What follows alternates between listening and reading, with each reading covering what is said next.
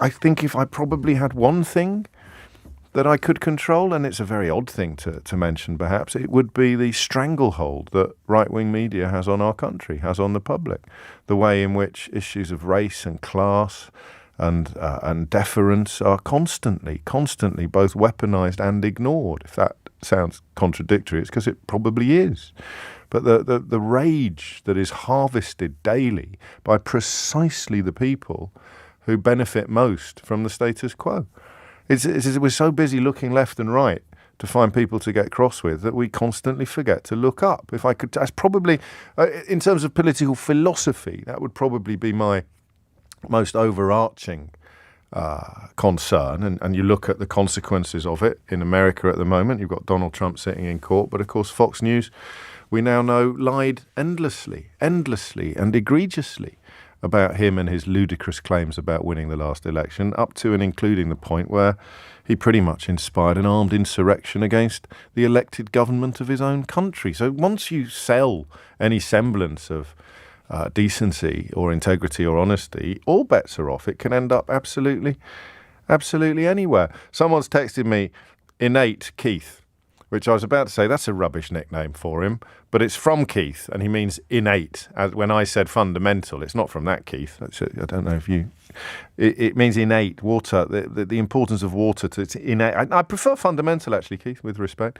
There's fundamental, intrinsic to... And that's why Victor in Wandsworth cares more about the state of our waterways than anything else. I should probably have a little look, shouldn't I, at Rishi Sunak's little list. Let me just call it up for you. It's very important. His little list. Here it is. Halve inflation. That is pretty much gravity, albeit that it was expected to come down last month and didn't. The idea that it isn't going to halve in the next 12 months or so is one that you would struggle to find an economist supporting. So that's a little bit like me promising to have 1 million listeners this time next year. You know, unless something goes absolutely horribly wrong, it's a given. Grow the economy fits very much into the same category as you come off the back of COVID and coronavirus, as you suffer more from economic damage than pretty much any developed economy in the world. By definition, you're more likely to grow. Something that Boris Johnson was very good at.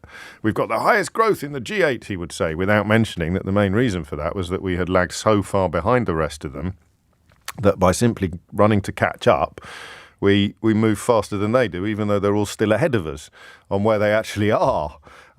Reduce debt, cut waiting lists, and stop the votes. Stop the votes. Great list. Not a lot there for me. Cut waiting lists would be great, but who wouldn't want to cut waiting lists? Who wouldn't pledge to do that? In terms of the thing that is most likely to influence your vote, you're going to be looking at things that have happened over the last 13 years that the Tories are responsible for. So weirdly, they're responsible, entirely and exclusively responsible for the epic backlog in asylum processing. But whether or not that is the single most important issue for you at the moment, I don't know. Because they're telling you to care about the dinghies, to care about the desperate people coming over in the dinghies. But if that really is your top political priority at the moment, then your anger should be directed not at desperate people in danger of drowning, but at politicians who have cynically and deliberately decided to press pause on the asylum process so they can build up a massive backlog while closing down all safe and legal routes into the country to create a crisis that they then, using very well-rehearsed racist red meat tropes, use to enrage you to a point where you thank them for promising to fix it. It's the most disgusting kind of politics imaginable. Reduce debt. What difference does that make to you and I? I'd rather see teachers being paid more or nurses going to work with a bit of a spring in their step.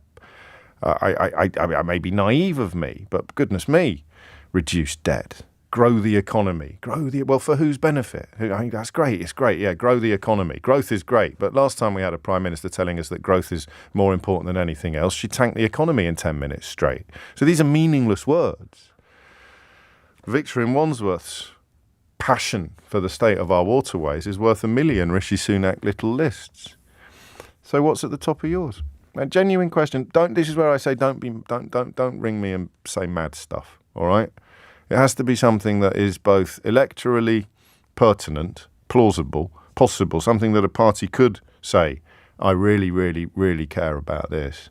And something that really would be almost enough, perhaps not completely, almost enough to win you, regardless of how you voted in the past, regardless of what colour scarf you've spent your life, or indeed how tightly it's been tied around your neck. But in the way that Victor cares most about water, what for you is the issue you care most about? And I'll tell you why I'm asking you this question today. 52% because of Victor's contribution yesterday, but 48% because they're telling us now. Whenever I see the phrase silent majority, I always sigh a bit inwardly or roll my eyes. You do this for a living. There's no such thing as a silent majority, is there? It's like, the right-wing media that has pretty much a free hand in every corner of this country, except possibly the BBC. The right-wing voices are by far the loudest and by far the most common and by far the most frequently heard, constantly claiming they're the silent majority. I find it both hilarious and scary. A silent majority. We're the silent majority, says a bloke who's been on Question Time more times than David Dimbleby. We're the silent majority, says a columnist in the best-selling newspapers in the country. We're the silent majority, says some bloke who's been put in the House of Lords by Boris Johnson. We're the silent... I mean, what a load of old hokum. But people suck it up. And they are now telling us, largely the same people, are now telling us what we care most about. And at the moment, as far as I can tell, in the way that 30p Lee predicted or divulged or accidentally let the cat out of the proverbial bag, what they are telling you care most about at the moment are transgender toilets. And always remember, when you're listening to conversations about transgender toilets on LBC, there's one about 14 paces from this studio that we all use without any problems or complaints. Transgender toilets and refugees coming here in dinghies because the government has closed down any other method of genuine refugees getting to this country. That's what they are desperate to achieve, and it might work. It's not true at the moment. I can tell you, I see phone-ins about the transgender issue, which we may turn to a little later in the programme today for the first time in ages. The switchboard is very quiet, very, very quiet, but on people go with it. It's still banging away at that little drum, almost like Downing Street has issued instructions to Fleet Street. This must be a bigger story. This must be a bigger story. We've got to get it going. And then 30p Lee lets it slip in an interview that they've got nothing to fight the next election on, so they're probably going to go for transgender and culture wars. So it's refugees in boats and transgender.